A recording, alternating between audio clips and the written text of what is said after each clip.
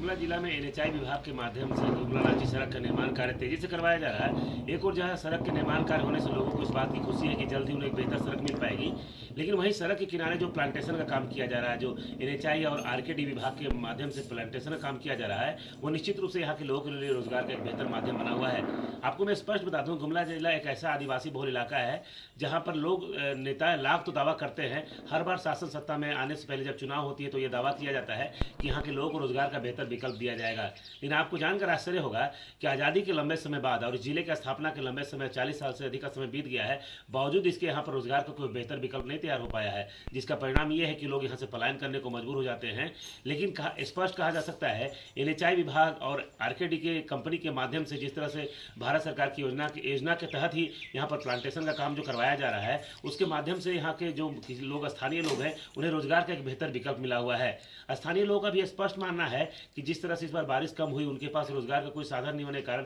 काफ़ी आर्थिक संकट में चल रहे थे। लेकिन प्लांटेशन का कार्य जिस तरह से करवाया जा रहा है, उससे एक तो नेचर को फायदा होगा ही होगा, साथ ही साथ जो ग्रामीण है उनको रोजगार का बेहतर विकल्प मिल पाया है। ग्रामीणों में काफ़ी खुशी का माहौल है। ग्रामीणों ने कहा है कि इस तरह के काम और मिलते तो उनके लिए बेहतर था। वहीं जो प्लांटेशन काम जो करवा रहे हैं एजेंसी, उनका भी कहना है कि इस काम में लगातार लगभग प्रतिदिन अगर हम बात करें तो लगभग 30 से 35 मजदूरों को दैनिक मजदूरी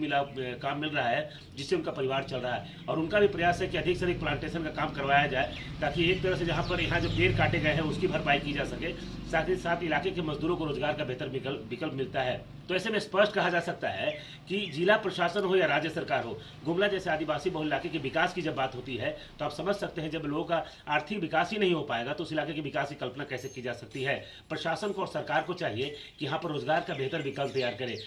तभी जाकर कहीं ना कहीं यहाँ से पलायन रुकेगा। अभी हाल के दिनों में आपने देखा है जिस तरह से कई मामले सामने आए हैं जहाँ पर बाहर में मजदूरों की जब फंसने की बात होती है तो उसमें राज्य के किसी अन्य इलाके के मजदूर हो चाहे ना हो, लेकिन झारखंड के गुमला जिला के मजदूर जरूर होते हैं। तो ऐसे में स्पष्ट है कि सूबे के जो मुखिया हैं हेमंत सोरेन, उनको भी ये सोचने की आवश्यकता है, क्योंकि आदिवासियों के सबसे बड़े हितैषी माने जाते हैं और कहीं ना कहीं आदिवासियों के विकास करने का दावा करते हैं। लेकिन जिस आदिवासी बहुल इलाके से उन्हें 3 सीट मिला है, यहाँ पर 3 विधायकों की सीट है, तीनों सीट जेएमएम को है, बावजूद इसके यहाँ के लोगों को रोजगार का बेहतर विकल्प नहीं मिलने के कारण परेशानी होती है और लोग पलायन करने को मजबूर होते हैं। लेकिन वहीं दूसरी ओर जो प्लांटेशन का काम एनएचआई के माध्यम से करवाया जा रहा है, वो लोगों के लिए रोजगार का बेहतर विकल्प है। ऐसे कामों को और विस्तार करने की आवश्यकता है ताकि ग्रामीणों को उनके गाँव घर में रोजगार का अवसर मिल सके। सुशील कुमार सिंह, गुमला।